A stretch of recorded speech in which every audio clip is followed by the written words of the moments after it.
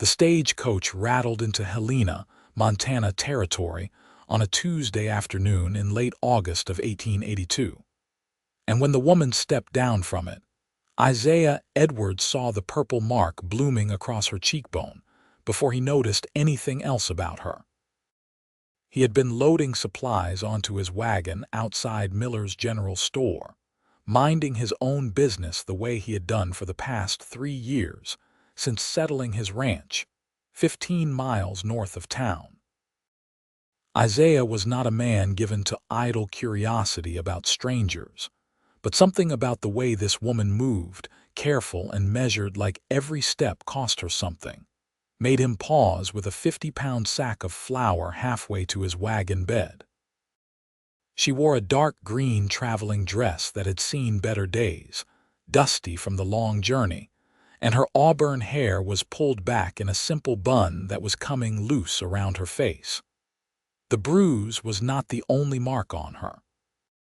Isaiah could see the yellowing remnants of an older injury along her jaw, and the way she held her left arm suggested ribs that had not fully healed. She was perhaps 23 or 24 years old, and despite the damage written across her skin, she held her head high as she stepped onto the wooden sidewalk. The stagecoach driver handed down a single worn carpetbag, and she took it with a quiet word of thanks that Isaiah could not quite hear from where he stood. She looked up and down the main street of Helena, and for just a moment, her composure seemed to waver. Her hand tightened on the handle of her bag, and Isaiah saw her draw in a breath that made her wince. He should have looked away. He should have finished loading his wagon and headed back to his ranch where the cattle needed tending and the fences needed mending. Instead, he found himself setting down the flour sack and brushing the dust from his hands on his denim trousers. "Excuse me, miss," he said, approaching with his hat in his hands because his mother had raised him with manners even if she had been dead these 10 years past. "Are you looking for someone in particular? I know most folks in Helena, and I would be happy to point you in the right direction." Up close, her eyes were a startling shade of blue-green, like shallow creek water in summer. They assessed him quickly, and he saw wariness there, the kind that came from hard experience. "The boarding house," she said. Her voice was steady despite everything written on her body. "I was told there is a respectable boarding house for women in Helena. Mrs. Patterson's place," Isaiah confirmed. "It is 3 streets over, but she passed away last month. Her daughter runs it now, Martha Patterson. It is still respectable, and Martha is a good woman." He hesitated, then added, "I could show you the way if you would like. It is a bit of a walk with luggage." The woman studied him for a long moment, and Isaiah had the distinct impression he was being measured against some internal standard. Whatever she saw must have been acceptable because she nodded slowly. "That would be kind of you, Mr. Edwards. Isaiah Edwards. I have a cattle ranch north of town." "Delilah Brennan," she said, and did not offer her hand to shake, which Isaiah understood. The formal gesture would have required her to shift her bag and put herself off balance, and he had the sense that she did not let herself be off balance if she could help it. He gestured toward the boarding house direction, and they began walking. Helena was bustling with the usual afternoon activity. Miners coming in from the claims in the surrounding hills, merchants closing up shop for a midday meal, a group of cowboys riding through on their way to somewhere else. Isaiah kept his pace slow to match Delilah's careful steps.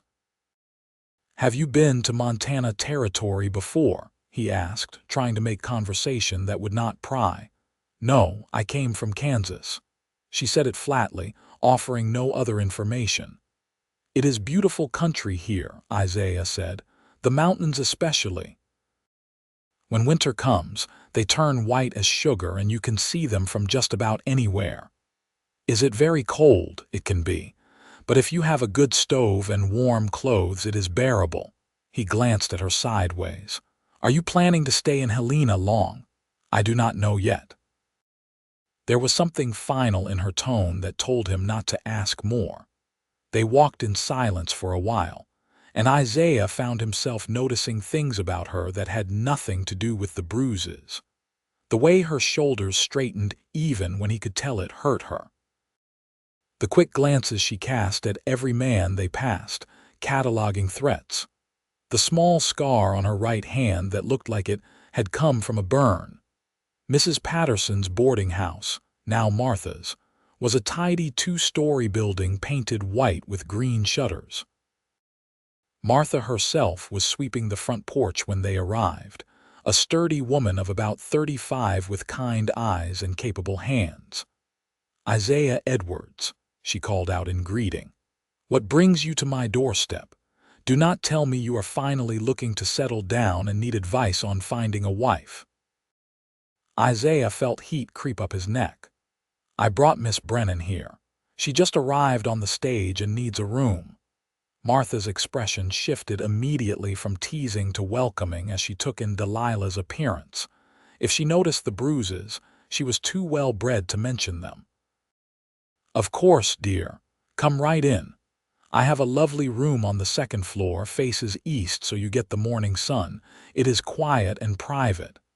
She set down her broom and came down the porch steps. "Let me take that bag for you." "I can manage," Delilah said, but her grip on the carpet bag was white-knuckled. "I am sure you can," Martha said gently, "but why not let someone help anyway?" She took the bag before Delilah could protest further and headed for the door. "Isaiah, thank you for bringing her. You can get back to your shopping now." It was a clear dismissal, and Isaiah recognized it for what it was: Martha creating a safe space for Delilah away from male presence.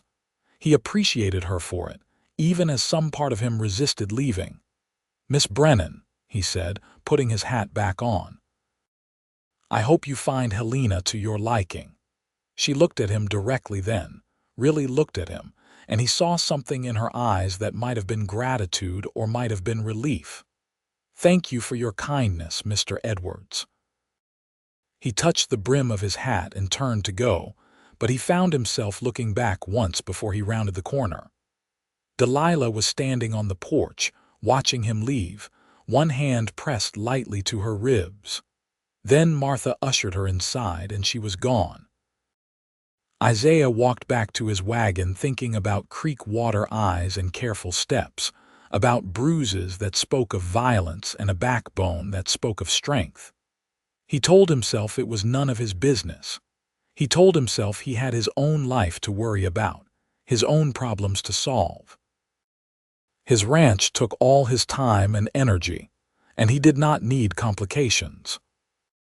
But as he finished loading his supplies and started the long drive back home, he could not stop thinking about the way Delilah Brennan had held herself together with quiet dignity. And he wondered what had brought her all the way to Montana territory with nothing but a worn carpetbag and marks on her skin that she clearly was not going to explain. The ranch was waiting for him when he arrived, 1,500 acres of grassland backed up against the foothills of the Rockies. He had built the house himself 3 years ago when he had finally saved enough money from his years working as a ranch hand on other people's land. It was not fancy, but it was solid. 2 bedrooms, a main room with a stone fireplace, a kitchen with a good stove. The barn was newer, completed just last year, and he had 24 head of cattle, 3 horses, and ambitions to expand when he could afford to buy more breeding stock. It was lonely work, ranching by himself.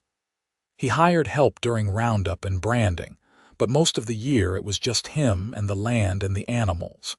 He had not minded the solitude, had even welcomed it after spending so many years in crowded bunkhouses with too many men and too much noise. But lately, the silence had started to feel heavier, and he found himself making excuses to ride into Helena more often than necessary.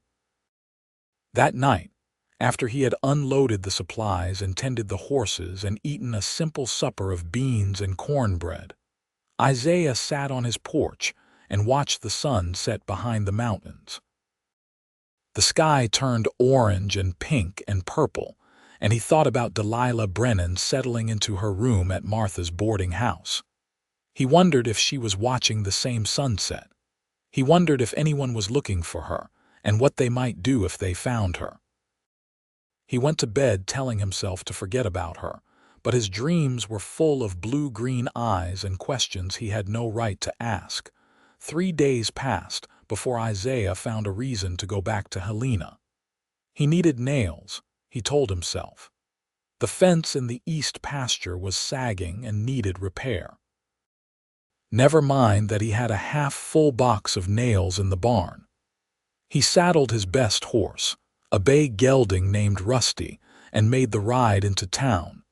It was Saturday, and Helena was crowded with people doing their weekly shopping and socializing. Isaiah stopped at the hardware store first, buying the nails he did not really need, then found himself walking past Martha's boarding house. He told himself he was not looking for Delilah, but when he saw her coming out the front door, his heart did a strange skip in his chest. She looked better than she had 3 days ago. The purple bruise on her cheek had faded to a greenish yellow, and she moved a little easier. She wore a different dress, this one a faded blue calico that had been mended in several places, and she carried a basket over her good arm. "Miss Brennan," he said, approaching before he could think better of it. She turned, and he saw the wariness flash across her face before recognition replaced it. "Mr. Edwards. I hope you are settling in well." "I am. Mrs. Patterson has been very kind." She paused, then added, "Martha, I mean. She insists I call her Martha." "She is good people," Isaiah said. "The whole Patterson family has been in Helena since the mining boom started. They are honest folks." Delilah nodded, shifting her basket from one arm to the other. Isaiah noticed it was empty. "Are you heading to the market?" he asked. "Yes. Martha told me where I might find fresh vegetables. She has a kitchen garden behind the house, but she said the farmers bring better produce on Saturdays." "They do," Isaiah confirmed. "I am heading that way myself." "I could walk with you if you would like." He saw her hesitate, saw the calculation in her eyes. She was still measuring him, still deciding if he was safe. It should have bothered him, but instead it made something protective tighten in his chest. "All right," she said finally. They walked together through the busy streets toward the open-air market that set up every Saturday in the square near the territorial courthouse. Isaiah found himself pointing out landmarks, telling her about the town. "That building there, the brick one, that is the assayer's office. If you ever find gold in your travels, that is where you take it to have it weighed and valued." He smiled a little. "Not that you are likely to be prospecting." "I have no interest in gold," Delilah said. "I am looking for honest work, actually. Do you know of any positions available in town?" Isaiah thought about it.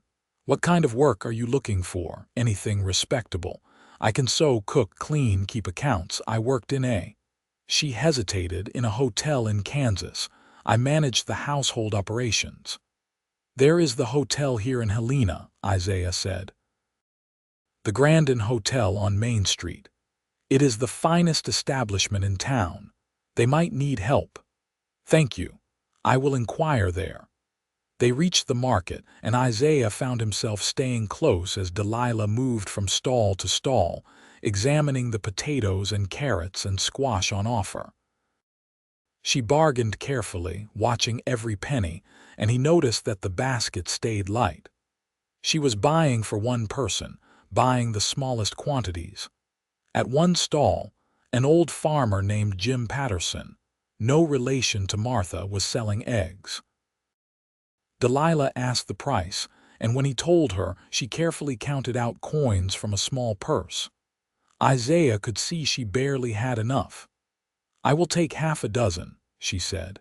"Make it a dozen," Isaiah said, putting money on the counter before Delilah could protest. "My gift to a newcomer to Helena." She turned to him, color rising in her cheeks. "I cannot accept that. It is just eggs, Miss Brennan, not a marriage proposal." Jim Patterson laughed at that, wrapping up a dozen eggs in newspaper. "He is right, miss. It is just neighborly." Delilah looked like she wanted to argue, but she pressed her lips together and nodded. "Thank you, Mr. Edwards. That is kind of you." As they walked away from the stall, she said quietly, "I am not accustomed to accepting charity." "It is not charity," Isaiah said. "It is just one person helping another. Out here, we look after each other. It is how we survive." She was quiet for a moment, then said, "In Kansas, when someone did something for you, they expected something in return." Isaiah stopped walking and turned to face her. They were standing in the middle of the busy market, people flowing around them like water around stones. "Miss Brennan," he said carefully, "I do not know what happened to you in Kansas, and I am not going to ask. But I can promise you that I expect nothing from you except maybe the chance to say hello when we pass on the street. If that is too much, you can ignore me entirely, and I will not take offense. But please do not refuse kindness just because you have encountered cruelty. They are not the same thing." Her eyes searched his face, and he saw her throat work as she swallowed. For a moment he thought she might cry, but she blinked hard and looked away. "I apologize," she said. "You have been nothing but kind. I am just—" She trailed off, then tried again. "It has been a long time since I have been able to trust anyone." "You do not have to trust me," Isaiah said gently, "but maybe you could try not to distrust me quite so much." That surprised a small laugh out of her, barely more than a breath, but it transformed her face. For just a second, he saw what she might look like without the weight of fear and hurt, and it made his chest ache. "I will try," she said. They finished walking through the market together, and Isaiah carried her basket when it got too heavy. He introduced her to the vendors he knew, making sure they understood she was under his informal protection. In a place like Helena, that mattered. A woman alone needed people watching out for her, and Isaiah found himself wanting very much to be one of those people. When they parted ways at Martha's boarding house, Delilah thanked him again for the eggs and for his company. Isaiah rode back to his ranch thinking that her smile, small as it had been, was worth more than all the gold in Montana territory. Over the next few weeks, Isaiah found more and more reasons to come to town. He needed supplies. He needed to check the mail. He needed to talk to the blacksmith about his horse's shoes. Every time he made sure his path took him past Martha's boarding house, and more often than not, he encountered Delilah. She got a job at the Grandin Hotel, working in the laundry and helping with housekeeping. It was hard work, but she threw herself into it with determination. Isaiah learned this from Martha, who had taken a motherly interest in her boarder and was happy to share information when Isaiah stopped by on the pretense of delivering vegetables from his garden. "She works too hard," Martha told him one afternoon in mid-September. "She takes extra shifts whenever they are offered. I try to tell her she needs to rest, that those ribs need time to heal properly, but she will not listen." "Does she talk about where she came from?" Isaiah asked, trying to sound casual. Martha gave him a knowing look. "You are interested in her." "I just want to make sure she is all right." "Isaiah Edwards, I have known you for 3 years, and I have never seen you take an interest in a woman. Not the pretty girls at church socials, not the ranchers' daughters who have been making eyes at you, nobody. But you have been in town more in the past month than in the past year." Isaiah felt heat creep up his neck. "She is alone and clearly running from something. I just want to help." "And I think that is admirable," Martha said kindly, "but be careful. That girl has been hurt badly, and not just the bruises on the outside. It is going to take a long time for her to heal enough to trust anyone." "I know," Isaiah said. "I am not expecting anything. I just want her to know she has a friend if she needs one." Then keep doing what you are doing, Martha advised. Be patient and kind and do not push. She will come around in her own time. Isaiah took that advice to heart. When he saw Delilah in town, he kept their interactions brief and friendly. He did not ask questions about her past. He did not press for more than she was willing to give. He just showed up, steady and reliable, a constant presence that asked for nothing.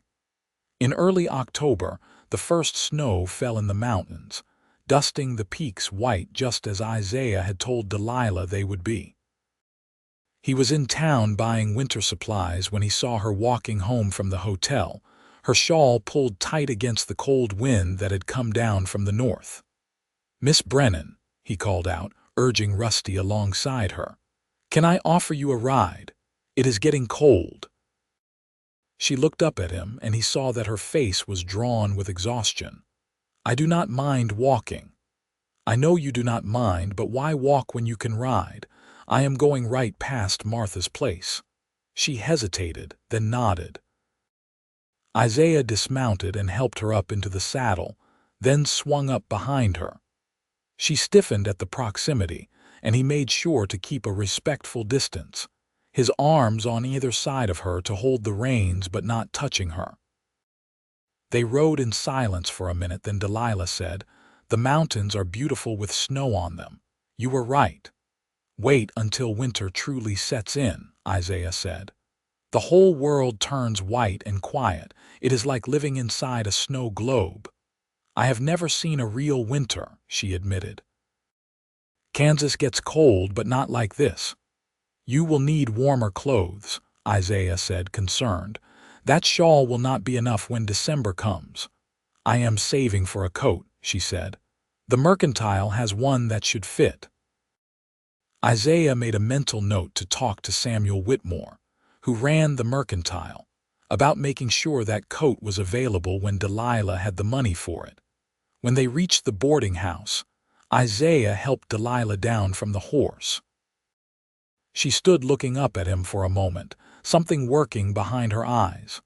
"Mr. Edwards," she said, "why are you so kind to me?" Isaiah considered the question seriously.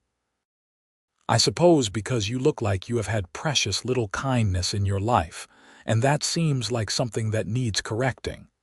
"You do not know anything about me." "I know enough," he said. "I know you are brave enough to start over somewhere new. I know you work hard and do not complain. I know you have survived something that would have broken a weaker person. That is enough for me." She looked at him with those blue-green eyes, and he saw her walls crack just a little. "Thank you," she said softly, "for everything." "You are welcome, Miss Brennan." As he rode home that evening, Isaiah admitted to himself what Martha had already seen. He was not just being neighborly. He was falling for Delilah Brennan, bruises and secrets and all. It was foolish and probably hopeless, but his heart did not seem to care about the practical concerns. November arrived with freezing temperatures and regular snow. Isaiah spent his days winterizing the ranch, making sure the cattle had adequate shelter and the barn was secure. He butchered a steer and salted the meat for winter, cut firewood until his arms ached, and checked and rechecked his supplies. He made a trip to town in mid-November and stopped at the mercantile, where Samuel confirmed that Delilah had been in several times to look at the coat, but had not yet had enough money to buy it. "It is a good coat," Samuel said. "Wool, lined, well made. She has good taste. But it costs $12, and that is a lot of money for a laundry girl." Isaiah looked at the coat hanging on display. It was dark blue, practical, warm. "Put it aside for me," he said. "I will buy it." "You giving it to Miss Brennan, eventually," Isaiah said. "But do not tell her I bought it.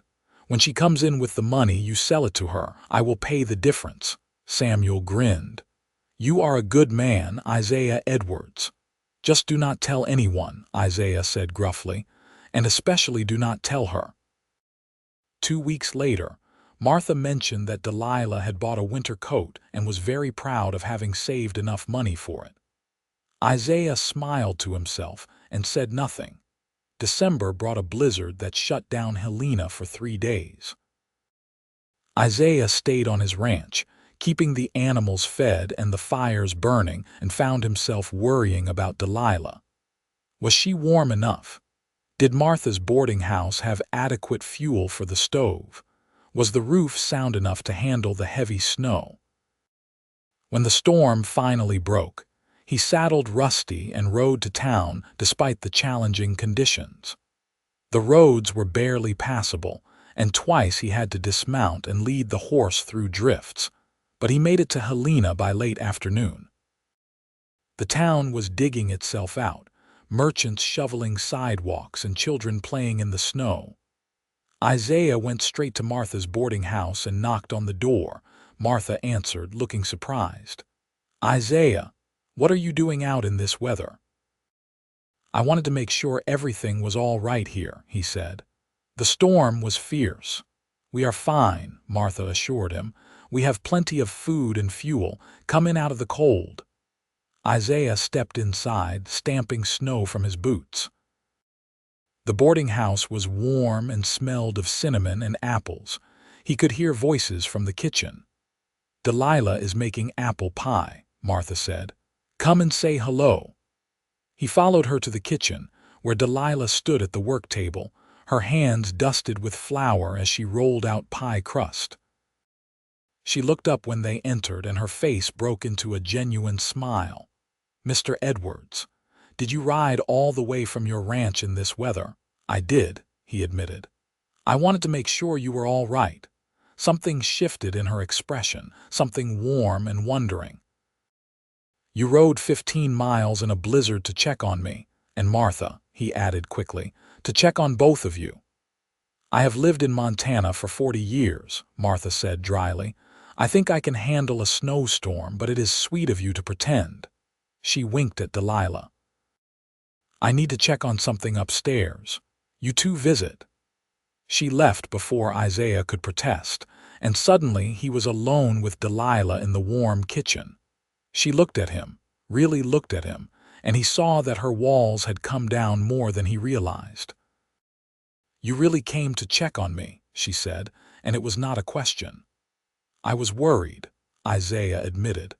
"I know you have not been here long, and I wanted to make sure you were all right." Delilah set down her rolling pin and wiped her hands on her apron. "Mr. Edwards," she said carefully, "why do you care so much? And please do not tell me it is just neighborly kindness. You have gone far beyond that." Isaiah took a breath and decided to be honest. "Because from the moment I saw you step off that stagecoach, I have not been able to stop thinking about you. Because you are brave and strong and beautiful, and you deserve to have someone care about you. Because when I am here with you, I feel less lonely than I have felt in years." Delilah's eyes widened. I cannot." She stopped, struggling with words.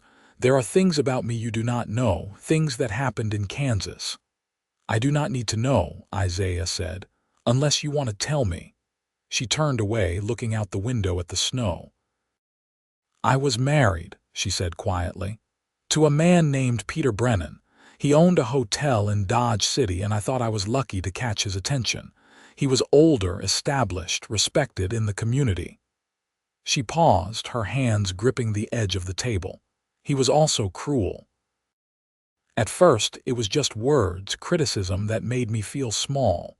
Then it became worse." Isaiah felt anger rise in his chest, but he kept silent, letting her speak. "The bruises you saw when I arrived, those were from the last time," she continued. "He came home drunk and angry about some business deal that had fallen through. I had made the mistake of asking him about it, and he—" She touched her ribs unconsciously. "I waited until he passed out, packed what I could carry, and left. I took the stage west and got off in Helena because it seemed far enough away that he would not follow." "Are you legally married still?" Isaiah asked, trying to keep his voice steady. "I do not know," Delilah said. "I do not know how divorce works or if I can even get one." All I know is that I will never go back to him. I would rather die." Isaiah crossed the kitchen to stand beside her, careful not to touch her but wanting her to know he was there. "He will not find you here," he said. "And if he does, he will have to go through me first."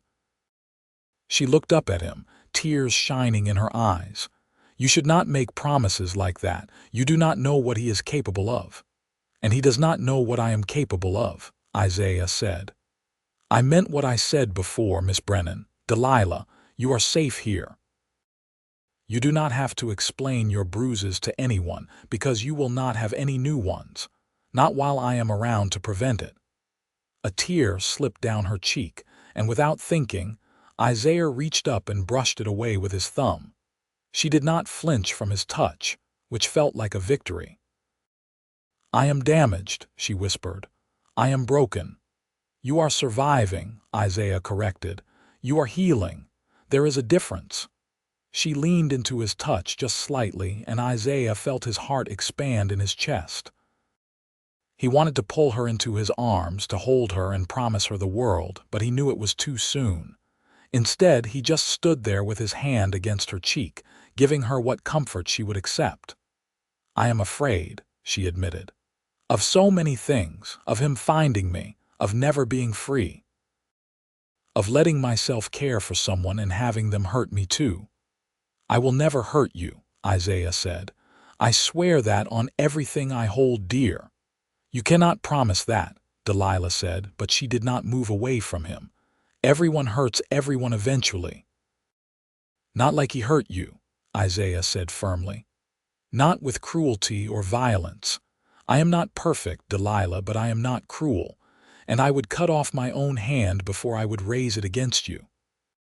She studied his face, searching for truth, and whatever she found there must have satisfied her because she took a step closer, closing the distance between them. "I want to believe you," she said. "I want to trust you, but I am so afraid." "Then be afraid," Isaiah said gently. "I will wait. I will be here, for as long as it takes, until you are ready to believe that not all men are like Peter Brennan." Delilah reached up and covered his hand with hers, pressing it more firmly against her cheek. They stood like that for a long moment, connected by touch and something deeper that neither of them had words for yet. Finally, she stepped back, and Isaiah let his hand fall. She took a breath and seemed to gather herself. "I should finish this pie," she said, her voice steadier. "Martha will wonder what happened to it." "Can I help?" Isaiah asked. That surprised a small smile from her. "Do you know how to make pie?" "I can follow directions," he said. "My mother taught me basic cooking before she died. I am not fancy, but I am competent."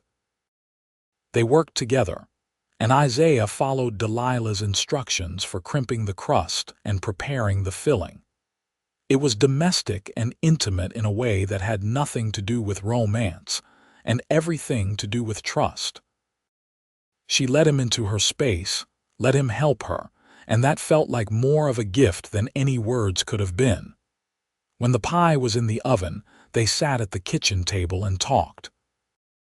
Delilah asked about his ranch, and Isaiah described the work involved, the challenges and rewards, the plans he had for expansion. She told him about growing up in Philadelphia, about her mother who had died when she was young and her father who had remarried and started a new family that had no room for a daughter from his first marriage. "I left home when I was 18, she said. "Got work in a boarding house and then eventually at the hotel where I met Peter. I thought I was making something of myself, being independent." She laughed bitterly. "Instead, I just walked into a different kind of prison." "But you walked back out," Isaiah pointed out. "That takes courage." "Or desperation," she said. "Courage," Isaiah repeated firmly. "Do not diminish what you did, Delilah. You saved yourself. That matters." She looked at him with soft eyes, and Isaiah felt something settle in his chest, something that felt like rightness. The winter progressed, and Isaiah made regular trips to town despite the challenging weather. He and Delilah spent time together whenever they could, always in public, always respectable. They walked through Helena's snow-covered streets, attended the Christmas social at the church together, and spent long afternoons talking in Martha's parlor while the widow pretended not to notice the romance blooming under her roof. Isaiah learned that Delilah loved to read but had few books. He brought her volumes from his own small library and bought her new ones from the mercantile. She learned that he played the harmonica and convinced him to bring it to town so she could hear him play. They shared stories and dreams and comfortable silences. In January, Martha pulled Isaiah aside after one of his visits. "She is falling in love with you," Martha said bluntly. "You know that, right?" "I hope so," Isaiah admitted, "because I am already in love with her." "Have you told her?" "Not in so many words. I do not want to pressure her." "Isaiah, that girl has been hurt badly, but she is not fragile. She knows her own mind. If you love her, tell her. Let her decide what she wants to do about it." Isaiah considered that advice and decided Martha was right. The next time he saw Delilah, they were walking along the edge of town where the buildings gave way to open land. The sun was setting, painting the snow pink and gold, and the mountains stood stark against the colorful sky. "This is beautiful," Delilah said, her breath puffing white in the cold air. "I never get tired of seeing it." "Neither do I," Isaiah said, but he was looking at her, not the mountains. She caught his gaze and smiled. "What? I love you," Isaiah said simply. "I have loved you since that first day when you stepped off the stagecoach looking like the bravest person I had ever seen. I know you might not be ready to hear that, and I do not expect you to say it back. But I wanted you to know. I love you, Delilah Brennan, bruises and secrets and all." Her eyes filled with tears, but she was smiling. "I love you too," she said. "I have tried so hard not to because I am afraid of what it means and what might happen, but I cannot help it. You have been so patient and kind and steady, and somewhere along the way, I stopped being afraid of you and started being afraid of losing you." Isaiah pulled her into his arms, and she came willingly, burying her face in his coat. He held her gently, conscious of her still healing ribs, and breathed in the scent of her hair. "You will not lose me," he promised. "I am not going anywhere." They stood like that until the sun had set and the cold drove them back toward town. At Martha's door, Isaiah kissed Delilah for the first time, a soft press of lips that held all the tenderness he felt for her. She kissed him back, her hands fisted in his coat, and when they pulled apart, she was crying and smiling at the same time. "I want a future with you," Isaiah said. "But I know there are complications. Your marriage to Peter Brennan, even if it was a nightmare, it is still legal." "I have been thinking about that," Delilah said. "Martha helped me write a letter to a lawyer in Dodge City. I explained the situation and asked about getting a divorce. I sent it 2 weeks ago." "What did he say?" "I have not heard back yet. But Martha seems to think that given the circumstances, given that I can document the abuse and that I left, a judge might grant a divorce. Kansas has laws that allow for divorce in cases of extreme cruelty." "Document the abuse," Isaiah repeated. "You mean the bruises?" "Dr. Morrison examined me when I first arrived," Delilah said. "Martha insisted on it to make sure my ribs were not broken. He wrote down everything he saw and signed a statement. Martha said it might be useful if I ever needed proof."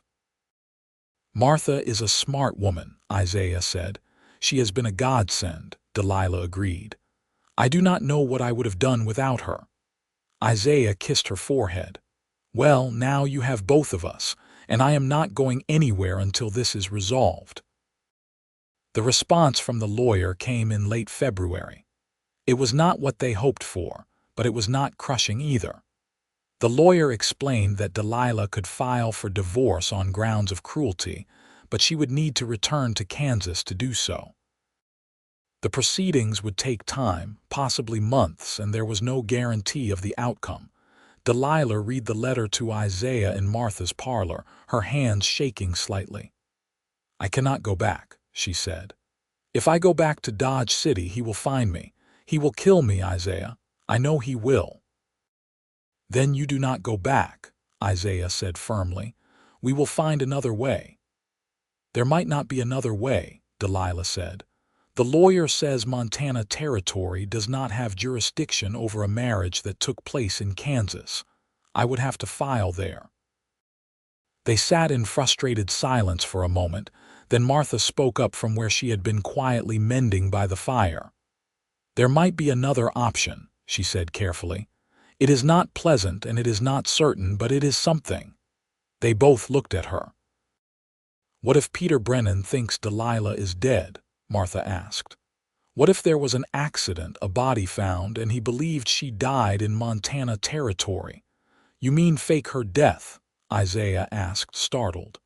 "I mean give her a new identity," Martha said. "There is a woman I know in Helena, Catherine Thompson.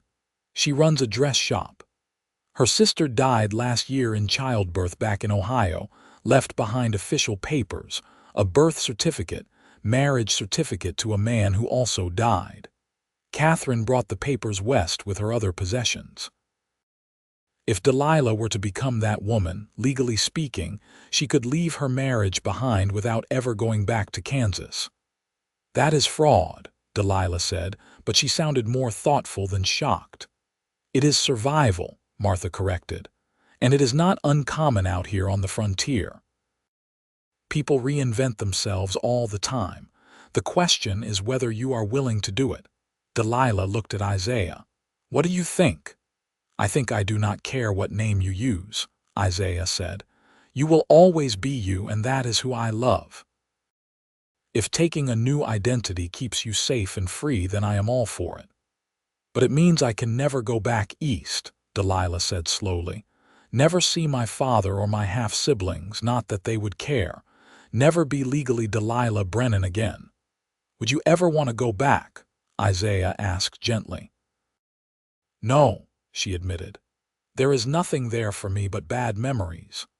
"Then maybe it is time to let Delilah Brennan from Kansas rest," Martha said, "and let someone new be born here in Montana Territory. It took 3 weeks to arrange everything." Catherine Thompson was a kindred spirit who had herself fled an unhappy situation back east and understood the need for reinvention. She provided the papers for her deceased sister, Deanna Barrett, who had been born in Cincinnati and married a man named James Barrett who had died in a mining accident.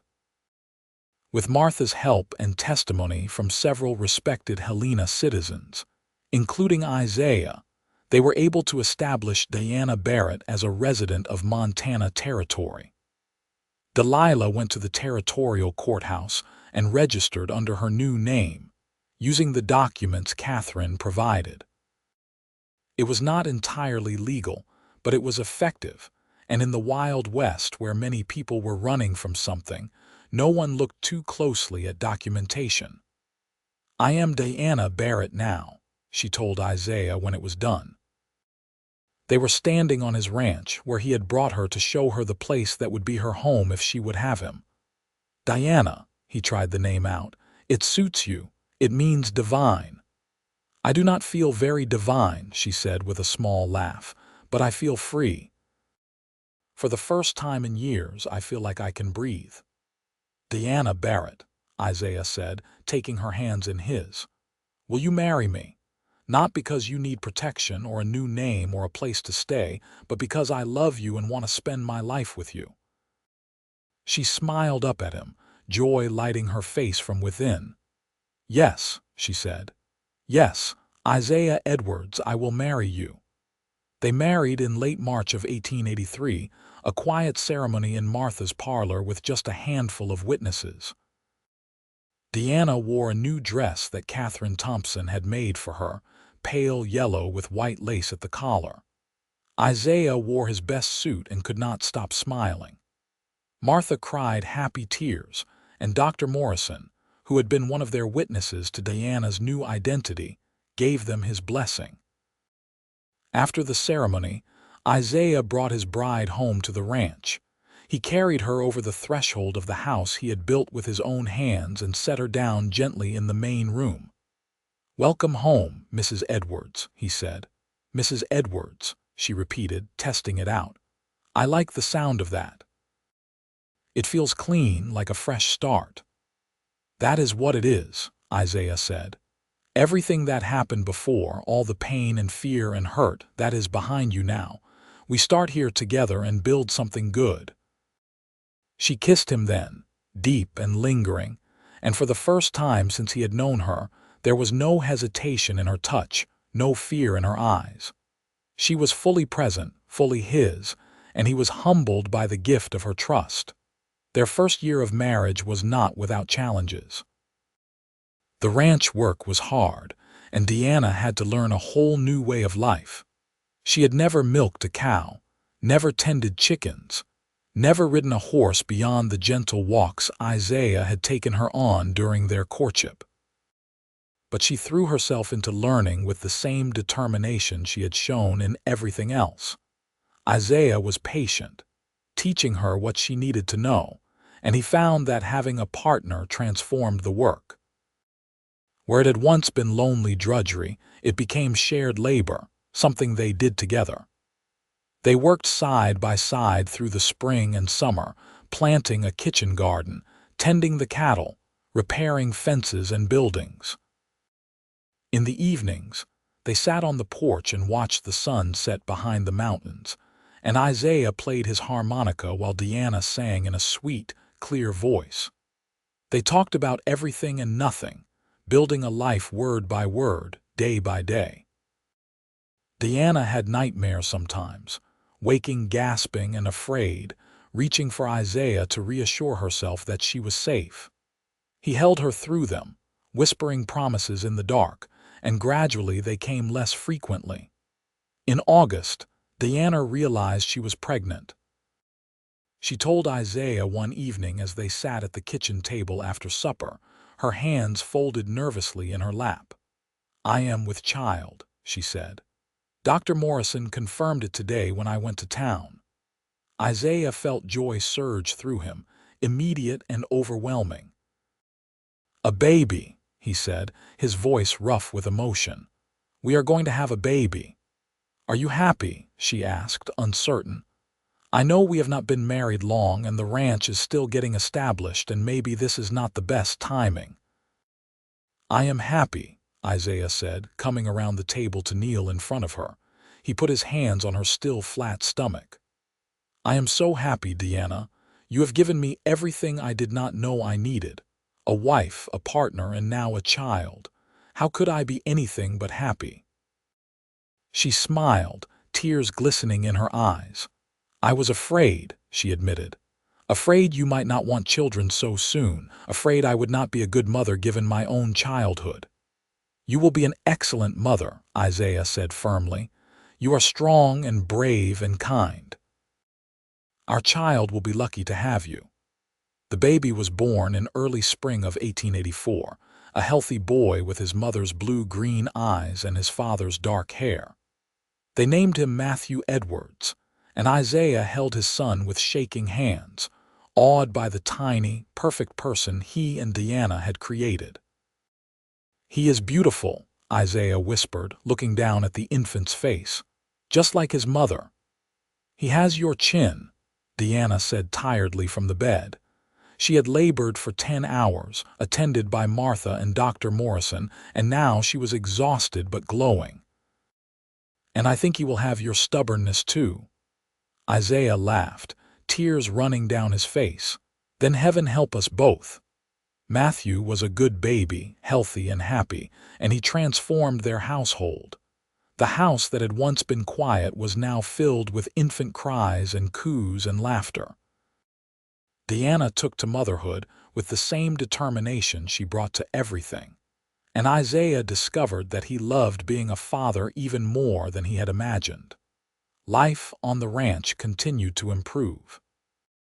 Isaiah's herd grew, and he was able to hire a young man named Charlie to help with the heavy work, which meant he could spend more time with Deanna and Matthew. They built an addition onto the house, adding a proper nursery and a larger bedroom for themselves. 2 years later, Deanna gave birth again, this time to a daughter they named Sarah. She had Isaiah's dark eyes and Diana's auburn hair, and she was as spirited as her brother was gentle. Matthew, now 2 years old, was fascinated by his little sister and could often be found standing by her cradle, watching her sleep. As the children grew, Isaiah and Diana told them the story of how they met, edited for young ears.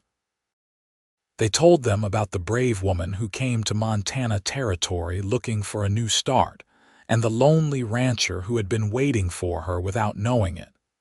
They told them about the importance of kindness, of standing up against cruelty, of giving people second chances. They did not tell them about Peter Brennan or the Bruises or the new identity.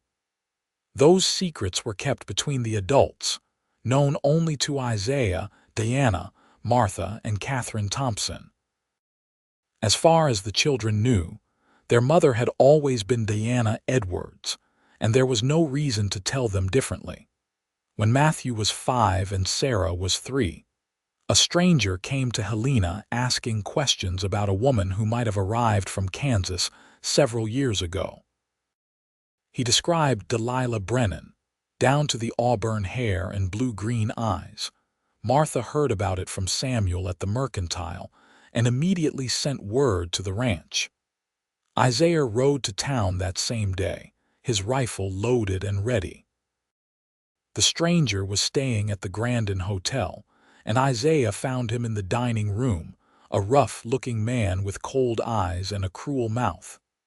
Isaiah studied him from across the room, memorizing his face, then approached the hotel manager. "Who is that man?" he asked. "Says his name is David Wilson," the manager replied. "He is asking about a woman, says she is his wife's cousin who ran away from her family in Kansas. He is trying to find her to let her know her father is dying." It was a lie. Isaiah knew instantly.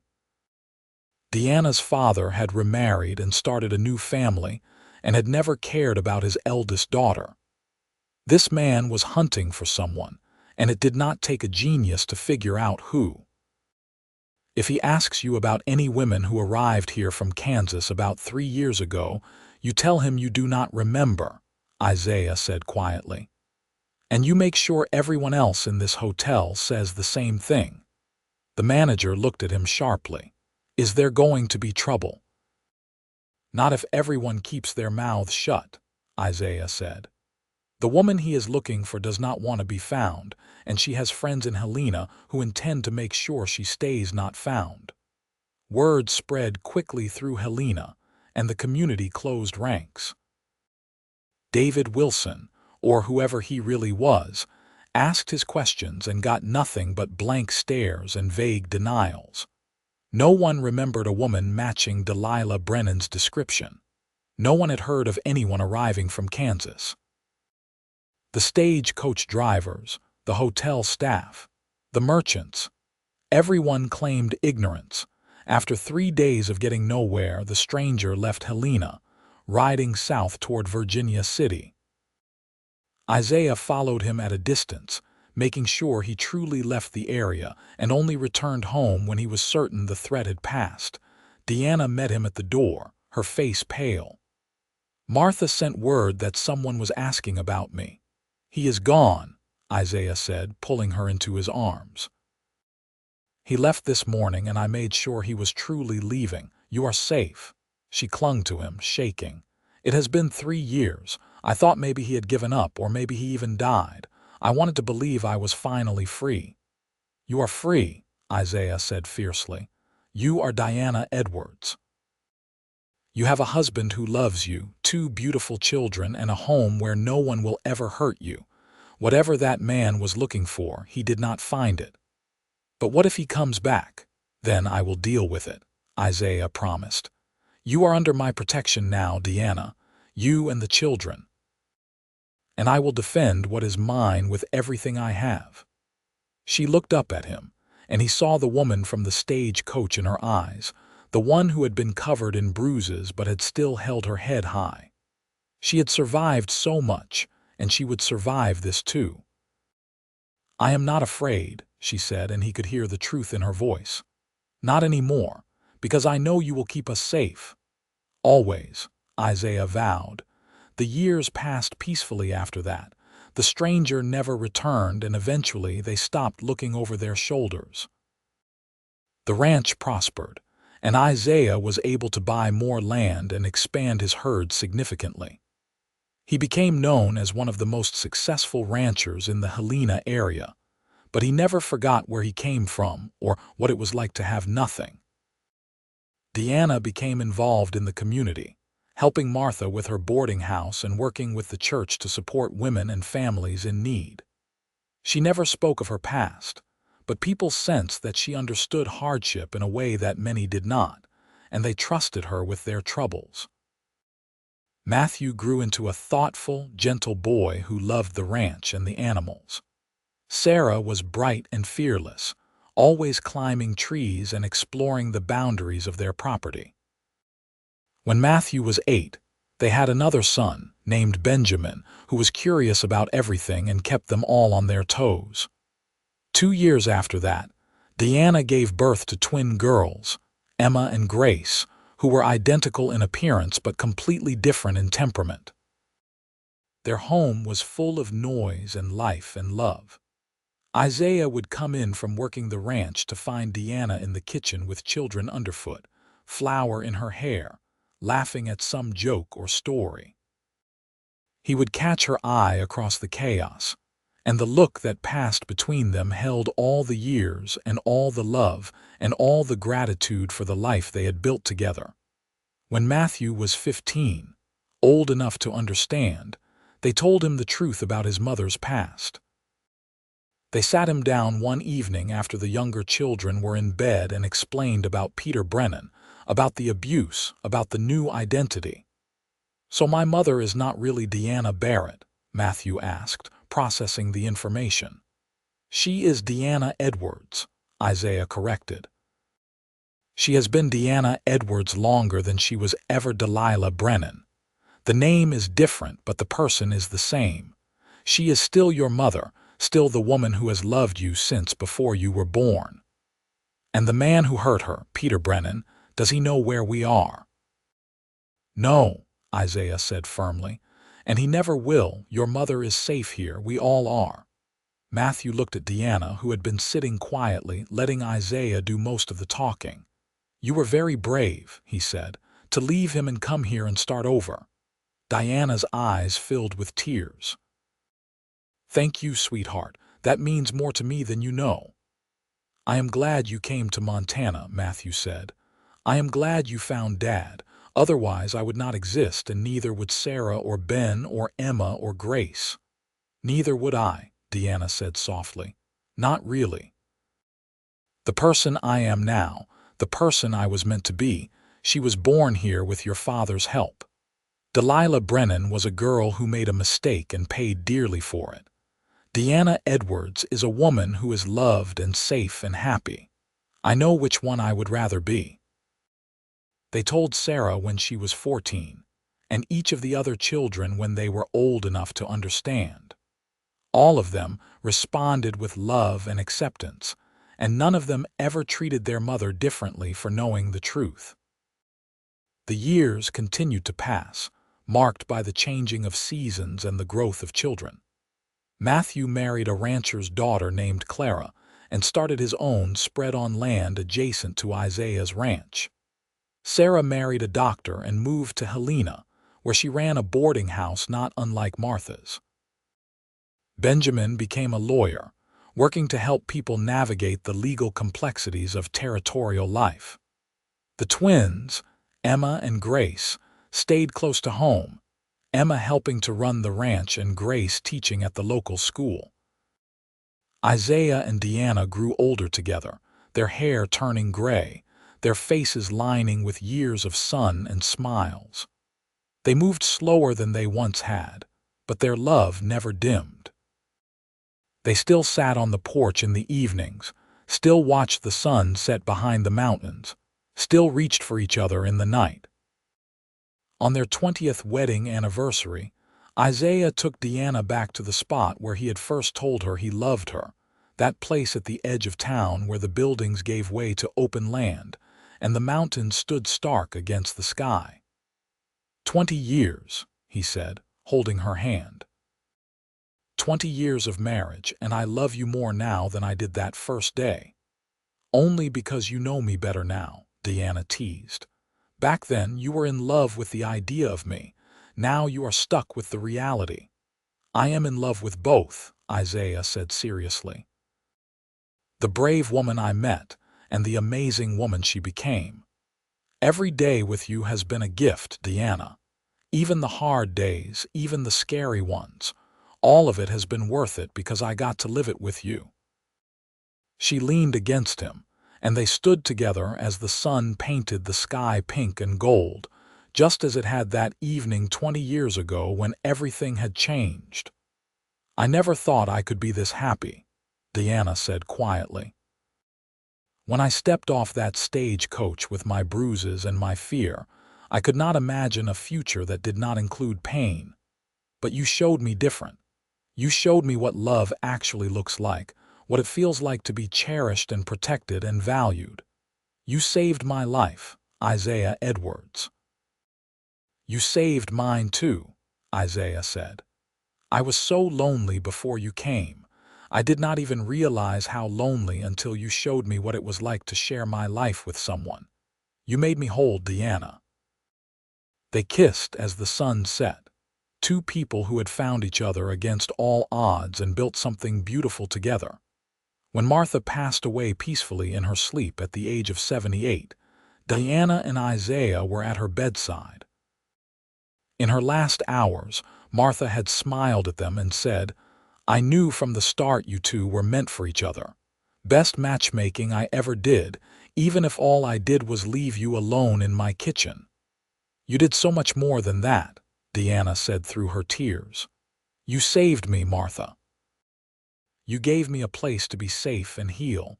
You helped me become Deanna Edwards. I will never forget that. Just promise me you will keep loving each other, Martha whispered. Promise me you will remember that love is the most important thing. We promise, Isaiah said, his voice thick with emotion. Martha smiled and closed her eyes, and slipped away peacefully with her friends holding her hands. They buried her in the Helena cemetery on a hill, overlooking the town she had helped build. Half of Montana territory seemed to turn out for her funeral, all the people she had helped over the years, all the lives she had touched. Deanna gave the eulogy, speaking of Martha's kindness and wisdom and the way she had opened her home and heart to anyone who needed it. Life continued in its beautiful, ordinary way. Grandchildren were born, and Isaiah and Deanna delighted in them, spoiling them with sweets and stories and unconditional love. The ranch continued to prosper under Matthew and Emma's management, and Isaiah was able to slow down, spending more time with Deanna and less time working. They traveled some in their later years, taking the train to see Sarah in Helena, visiting Benjamin and his family in Virginia City, attending Emma's wedding and Grace's school programs. But they always came home to the ranch, to the house Isaiah had built and Deanna had made a home, to the land that had given them everything. On a spring morning in 1910, Isaiah woke to find Deanna still sleeping beside him, peaceful and still. For a moment, he thought she was just deeply asleep, but when he reached for her, he knew. She had passed in the night, gently and without pain, just slipping from one sleep to another. He held her for a long time, this woman who had been his entire world for 27 years. He memorized her face one last time, touched her hair, kissed her forehead. And then he called for the children, and they came, all of them, gathering to say goodbye to the mother who had loved them so fiercely and so well. They buried Deanna Edwards next to Martha Patterson on the hill overlooking Helena, with a view of the mountains she had loved. Her stone read, Deanna Edwards, beloved wife, mother, and friend. She arrived broken and left whole. Isaiah lived for 3 more years after Deanna's death, long enough to meet more grandchildren and even one great-grandchild. But everyone could see that part of him had died with his wife. He went through the motions of living, took pleasure in his family, but the light had gone out of his eyes. On a summer evening in 1913, Matthew found his father sitting on the porch of the ranch house, the harmonica Deanna had loved to hear him play resting silent in his lap. He was looking at the mountains, watching the sun set in shades of orange and pink, and he was smiling. "Dad," Matthew said, approaching quietly. But even before he reached the porch, he knew. Isaiah Edwards had joined his beloved wife, slipping away as peacefully as she had, with the mountains he loved and the home he had built as his final view. They buried him next to Deanna, and on his stone, Matthew had them carve. Isaiah Edwards, beloved husband, father, and friend. He gave shelter and found love. The ranch stayed in the family for generations, passed down from child to child, each one keeping the story alive. The story of the lonely rancher who had seen a broken woman step off a stagecoach and had promised she would never hurt again. The story of the woman who had been brave enough to believe him, brave enough to start over, brave enough to love again after being taught that love was pain. It became part of the Edwards family legacy, told to each new generation as they grew old enough to understand. Not as a tragedy, but as a triumph. The story of how love could heal, how kindness could save, how 2 lonely people could find each other and build something beautiful that would last far beyond their own lives. The house Isaiah built still stood 100 years later, updated and modernized but still solid, still home to Edwards' descendants. And on clear evenings, when the sun set behind the mountains in shades of orange and pink and purple, people sometimes swore they could see 2 figures on the porch, sitting close together, watching the light fade and holding hands the way they had for 27 blessed years. Because some loves are too strong to be contained by something as simple as death. Some loves echo through generations, inspiring and guiding and reminding everyone who hears the story that it is never too late to start over, never too late to heal, never too late to find the person who will promise you safety and mean it with every fiber of their being.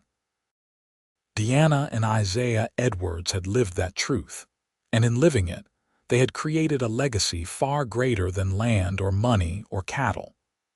They had created a legacy of love, and it would endure as long as the mountains stood tall and the sun set over Montana in shades of gold.